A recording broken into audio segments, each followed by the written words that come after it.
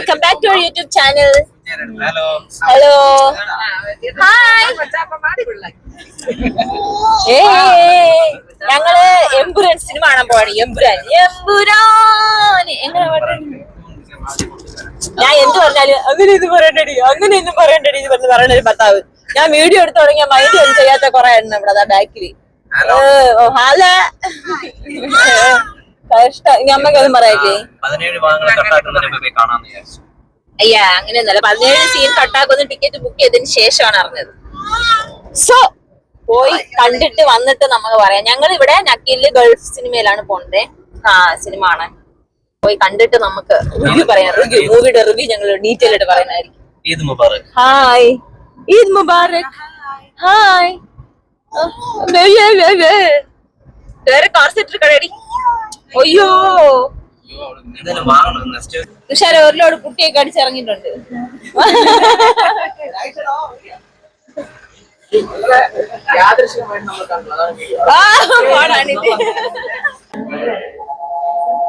Hi hi മോളെ.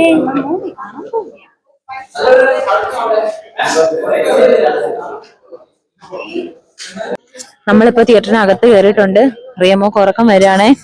അവളെന്തായാലും കുറച്ചേരെങ്കിലും ഉറങ്ങി, അത്രയും ഭാഗ്യല്ലേ. പിന്നെ ഇനിയിപ്പോ നമ്മള് ഈ സിനിമയുടെ ഇങ്ങനെ ഭാഗങ്ങളൊന്നും ഷൂട്ട് ചെയ്യാനൊന്നും പാടില്ലല്ലോ. അതായത് നമുക്കൊരു സിനിമ കഴിഞ്ഞിട്ട് കാണാം. ഓക്കെ, സിനിമ കണ്ടിട്ട് ഞങ്ങൾ റിവ്യൂ പറയാം. ഇന്റർവെല്ലിന് എന്തോന്നു, ഇന്റർവെല്ലിന് കഴിയുമ്പോഴത്തേനും ഞാൻ ഉറങ്ങും. അതാണ് എന്റെ ഒരു പതിവ്. ഓക്കെ ശരി, അപ്പൊ നമ്മൾ റിയമോളെയൊക്കെ ഉറക്കിയിട്ട് സിനിമയൊക്കെ കണ്ടിട്ട് കാണാമേ. റിയമോളുടെ ഫസ്റ്റ് തിയേറ്റർ എക്സ്പീരിയൻസ് ആണ്. അത് ഞാൻ നേരത്തെ പറയാൻ മറന്നു.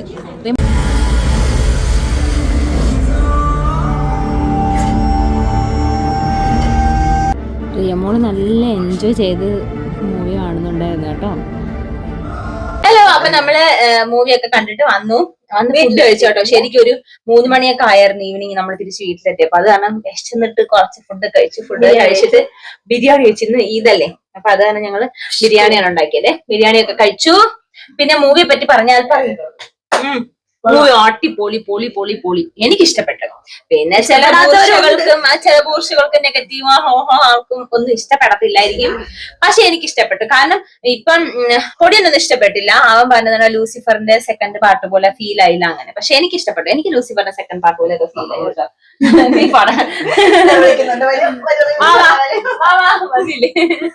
അപ്പൊ കാരണം എന്താ, കേരളം ബേസ് ചെയ്ത് അങ്ങനെയൊക്കെ എടുത്തിരുന്നെങ്കിൽ നല്ലതായിരുന്നു എന്നാണ് ഇവര് പറയുന്നത്.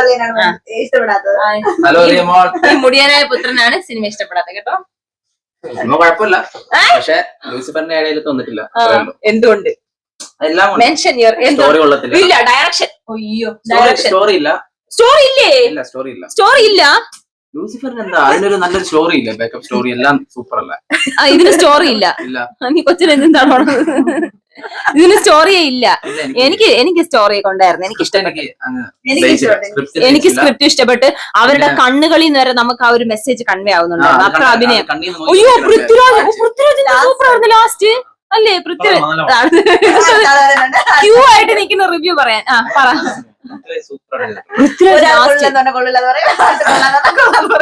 അല്ലല്ല, അത് ഓരോരുത്തരുടെ അഭിപ്രായം. നിന്റെ അഭിപ്രായം പറ. സ്വന്തം അഭിപ്രായം പറയാനാണ് പറഞ്ഞത്. പോയി കാണുക, ചിലർക്ക് ഇഷ്ടപ്പെടും, എല്ലാവർക്കും. അതല്ല, സ്വന്തം അഭിപ്രായം പറയാനല്ലേ പറഞ്ഞത്. കുഴപ്പമില്ല.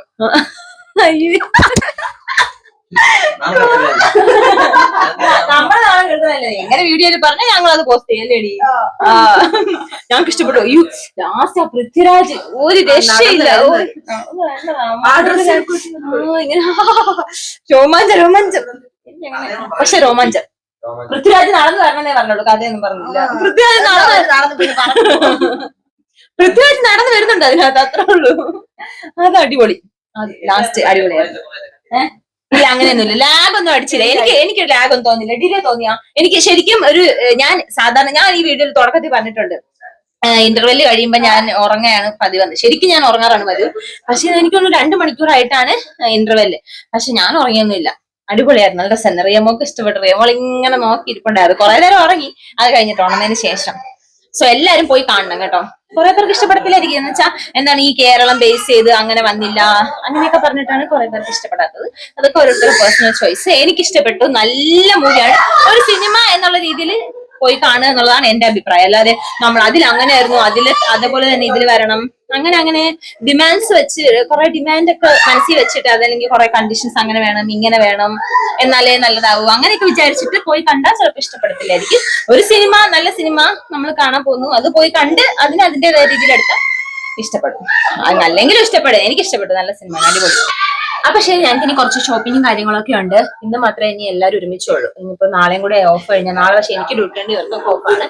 അത് കഴിഞ്ഞാൽ പിന്നെ എല്ലാവരും അവരവരുടെ പണി നോക്കി പോകും. അത് കാരണം ഇന്ന്, കാരണം അടുത്ത മാസം റിയമോളുടെ ബർത്ത്ഡേ ആണ്. അപ്പൊ അതിന് കുറച്ച് ഡ്രസ്സ് എടുക്കണം. ഞങ്ങൾക്കൊക്കെ ഓൾറെഡി ഡ്രസ്സ് ഉണ്ട്. അപ്പൊ ഇനി ആക്ച്വലി അവർക്ക് ഒരു ഡ്രസ്സ് തയ്ച്ചതാണ്. പക്ഷെ ഞങ്ങൾക്ക് അത് അതിന് ബർത്ത്ഡേക്ക് വേണ്ടി തയ്ച്ചതല്ല, അല്ലാതെ തയ്ച്ചതാണ്. പക്ഷെ പിന്നെ ബർത്ത്ഡേക്ക് ഇടാന്ന് വിചാരിച്ചു.